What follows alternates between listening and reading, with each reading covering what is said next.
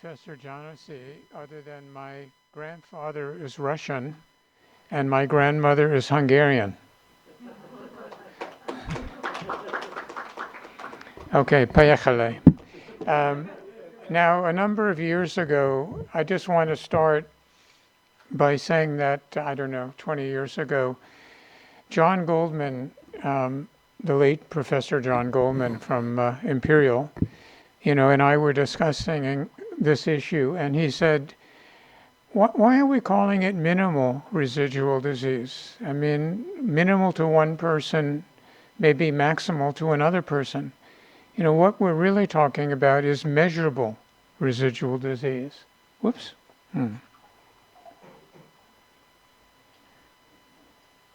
So I would encourage the use of the word measurable rather than minimal. And of course, measurable is meaningless unless you give the specifics of the assay and sensitivity and specificity and things of that nature.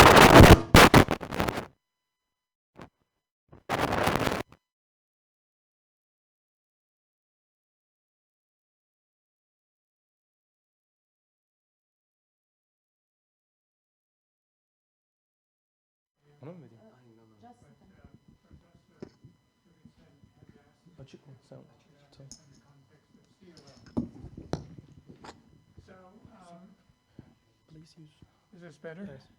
Okay. MRD is an unstoppable thing. It's, Mao Zedong, described the Cultural Revolution as a great leap forward. But I want to raise the question of whether MRD in CLL is a great leap sideways or perhaps even backwards. So in CLL, survival is the optimal endpoint of all cancer research. But in CLL, of course, it takes us much, much too long to get a survival endpoint. So we need surrogates, clearly in CLL. And we've got I just made a whole list of things that have been proposed and used in clinical trials and even for drug approvals, things like complete response rate, overall response rate, progression-free survival, cumulative incidence of relapse, quality of... So we've got a zillion surrogate endpoints in CLL. When you have that number of surrogate endpoints, you can be reasonably certain that none of them is really good. Otherwise, we wouldn't need 10 surrogate endpoints. And I don't have time to go into the details, but these are a series of studies of these drugs where the initial clinical trial had better progression-free survival, but had similar or worse survival. And I would just give you one example. This was a study of FCR versus watch and wait in patients with high-risk CLL. And,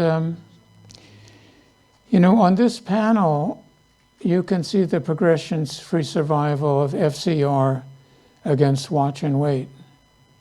But in this panel, you can see the survival outcomes. And you can see that progression-free survival is not an accurate surrogate for survival in CLL. Now, why is that? Well, usually we have, in a clinical trial, a relatively brief follow-up period. I mean, most clinical trials are over in 3 years, and maybe you have another year or two of follow-up. We have informative censoring. That means that, for example, in the experimental arm, you may have a lot of adverse events, so that a lot of the patients, when you randomize by intent to treat, a lot of the patients in an arm that has a lot of adverse events never actually get the therapy. The most important thing is that every randomized clinical trial turns into an observational database. We have uncontrolled subsequent off-study therapies. We have unrecorded subsequent therapies, and we have loss to follow-up. So progression-free survival is simply a snapshot and doesn't really capture survival in CLL. So added to this list now is measurable residual disease, or MRD, as another surrogate, potential surrogate endpoint in CLL. And I mean, you've all seen many of these kind of diagrams where we're looking at the depth of response, and then you have earlier relapses, later relapses, then you get into the zone of MRD, and then finally what we would really like to achieve, of course, is cure. So speaking against MRD in any disease, but especially in CLL, I mean, this has become a religion. And so, I realize that I'm fighting a losing cause in raising some questions about the value of MRD. But that's what Nikolai paid me to do. So now let's just tackle one obvious thing. Let's make this a binary and say, is it better to be MRD negative or MRD positive? Well, I mean, that's the same as saying, is it better to be young, beautiful, and rich, or old, ugly, and poor? I mean, of course it's better to be MRD negative, but is it a good surrogate for survival in chronic lymphocytic leukemia? So can MRD testing solve this survival surrogate problem? But I would say possibly, but there are limitations to the use of MRD testing. This is a long list of the problems that I don't have a chance to go into. But of course, there's the issue of accuracy. Accuracy means getting the correct answer. That's a different concept in statistics from precision. Precision means getting the same answer every time. It could be the wrong answer, but it's getting the same answer. And then, of course, we have sensitivity and specificity. And then we have two other things, reproducibility and replicability. Again, these are completely different terms in statistics that are often confused. Reproducibility means you give me your data and I give you the answer, my conclusion from your data. Replicability is a different concept. Replicability is I try to repeat your experiment. Both of these things are important. And then we have the number of tests that are done. And of course, there's inter-observer variability and inter-laboratory. So this is a cartoon. Let me explain. It's always challenging to explain a cartoon to people whose primary language is not English. But this fellow lost his keys. And the policeman is asking whether he lost his wallet. And he's asking, why is he looking here for his wallet? And he says, no, I lost it in the park, but the light is better here. So, MRD is a little bit like this. So why do I say that? Well, I say that because CLL cells proliferate in the lymph nodes and spleen, not in the blood or bone marrow. So the action in CLL is going on in the lymph nodes, in a tissue that we're not sampling for MRD, and that has important consequences.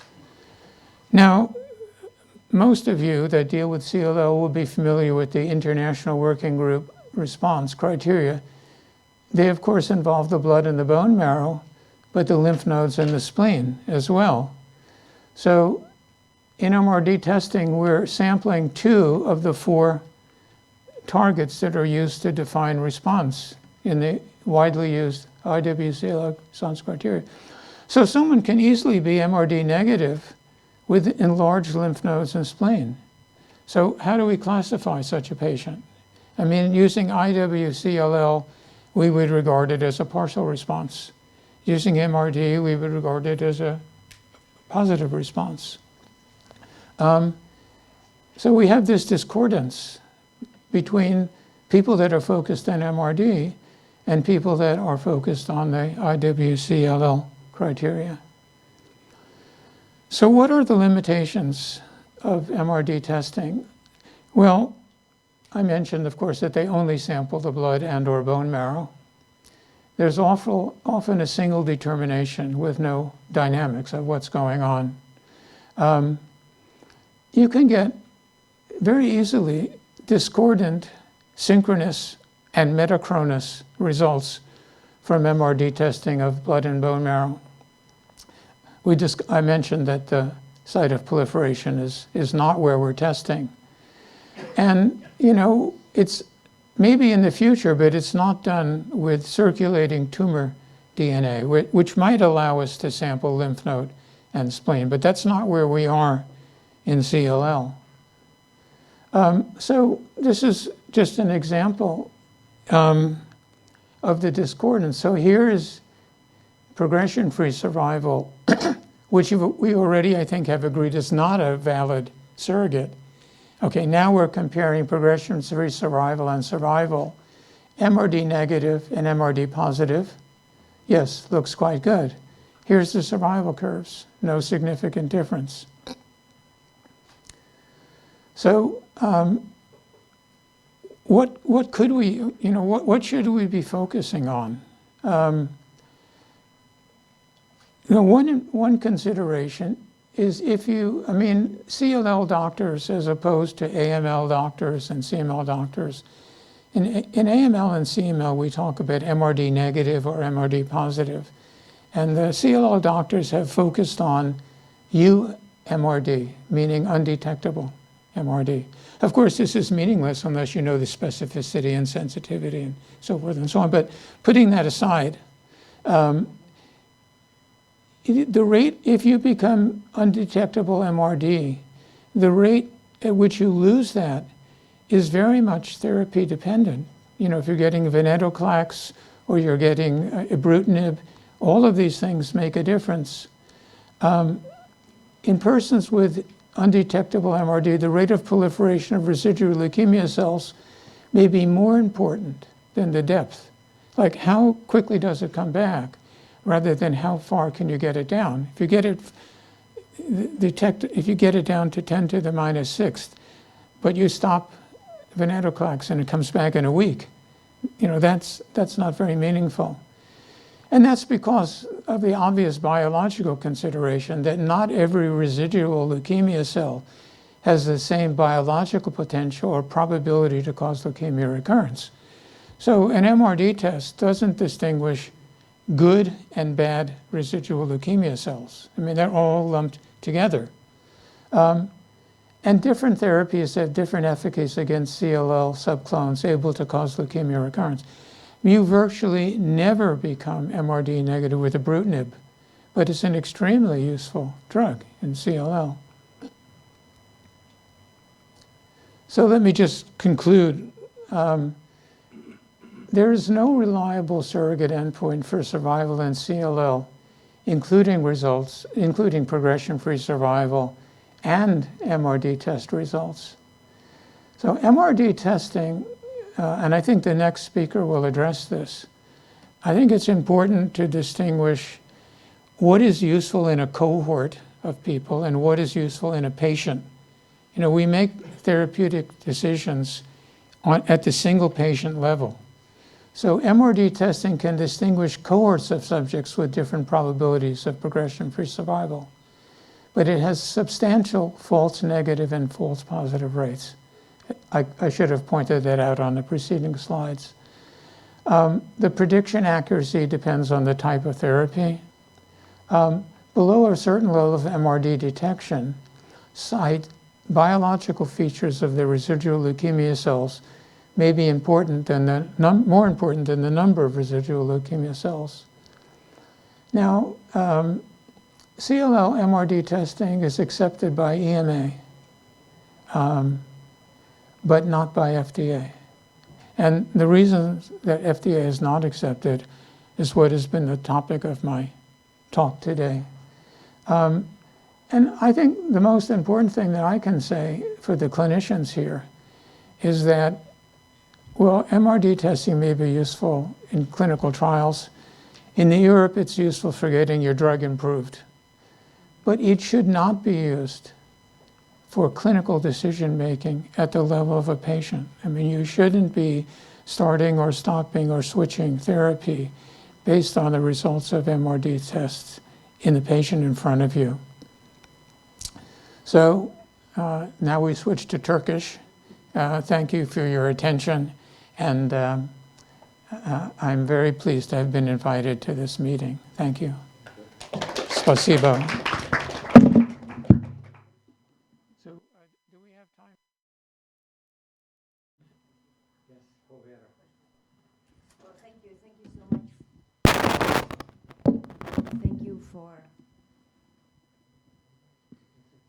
Thank you for your overview.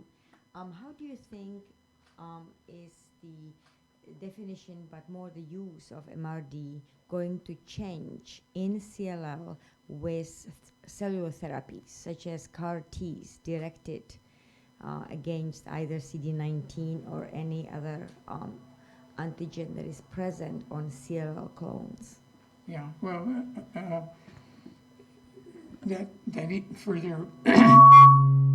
that further confuses the situation because, CAR T cell therapy would just be thrown in with all the other therapies that have different, probabilities. So, CAR T cell therapy is not a big deal in CLL, but of course in lymphomas, in leukemias, B-cell leukemias, it is. And Dieter is going to talk about it. I think what I've said about the utility of MRD in CLL and AML and CML does not necessarily apply to B-cell ALL.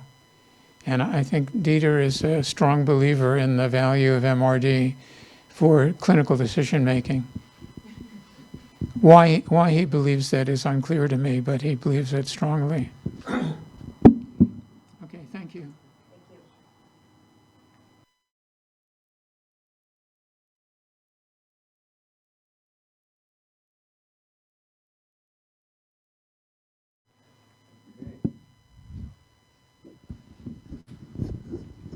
Just one word.